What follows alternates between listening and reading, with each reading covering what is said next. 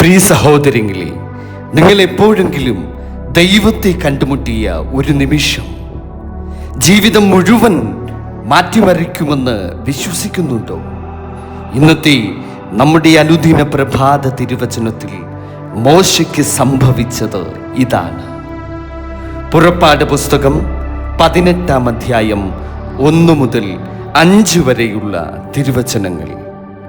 ദൈവം മോശയ്ക്കും തൻ്റെ ജനമായ ഇസ്രായേലിനും വേണ്ടി ചെയ്തതൊക്കെയും യഹോവ ഇസ്രായേലിനെ മിസ്രയീമിൽ നിന്ന് പുറപ്പെടുവിച്ചതും മിദ്യാനിലെ പുരോഹിതനായി മോശയുടെ അമ്മായിയപ്പനായ യിത്രോ കേട്ടു.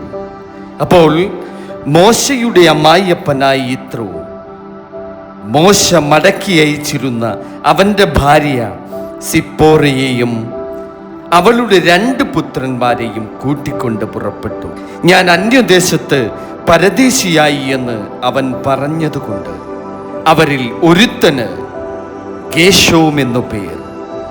എൻ്റെ പിതാവിൻ്റെ ദൈവം എനിക്ക് തുണയായി എന്നെ ഫറവോന്റെ വാളിങ്കൽ നിന്ന് രക്ഷിച്ചു എന്ന് അവൻ പറഞ്ഞതുകൊണ്ട് മറ്റവന് എലിയേസർ എന്നു പേർ. എന്നാൽ മോശയുടെ അമ്മായിയപ്പനായ യിത്രോ അവൻ്റെ പുത്രന്മാരോടും അവൻ്റെ ഭാര്യയോടും കൂടി മോശ പാളയമിറങ്ങിയിരുന്ന മരുഭൂമിയിൽ ദൈവത്തിൻ്റെ പർവ്വതത്തിങ്കൽ അവൻ്റെ അടുക്കൽ വന്നു. ആമേൻ, ഹല്ലേലൂയ. ഞങ്ങളുടെ സ്വർഗസ്ഥ പിതാവായ കർത്താവേ, ഇന്നത്തെ ഈ തിരുവചനത്തിലൂടെ തമ്പുരാനെ ഞങ്ങളുടെ ഹൃദയങ്ങളിൽ സംസാരിക്കുന്നതിനായി നന്ദി. മോശയെപ്പോലെ ഞങ്ങൾക്കും നിന്റെ സാന്നിധ്യം അനുഭവിക്കുവാൻ തമ്പുരാനെ അടിയങ്ങളെ സഹായിക്കണമേ. ഞങ്ങളുടെ ജീവിതത്തിൽ നീ ചെയ്ത മഹത്തായ കാര്യങ്ങളെ തമ്പുരാനെ തിരിച്ചറിയുവാനുള്ള ഒരാത്മബോധം ഇന്നേ ദിവസം ഈ തിരുവചന വായന കേൾവിയിലൂടെ തമ്പുരാനെ ഞങ്ങൾക്ക് നൽകണമേ. ഞങ്ങളുടെ കുടുംബത്തിലും പ്രവൃത്തികളിലും ഞങ്ങളുടെ തീരുമാനങ്ങളിലും നിന്റെ വഴികാട്ടൽ ഞങ്ങൾക്കും തമ്പുരാനെ ഉണ്ടായിരിക്കണമേ. ഞങ്ങൾ നിന്നിൽ ആശ്രയിക്കുന്നവരായി തീരുമാറാകട്ടെ.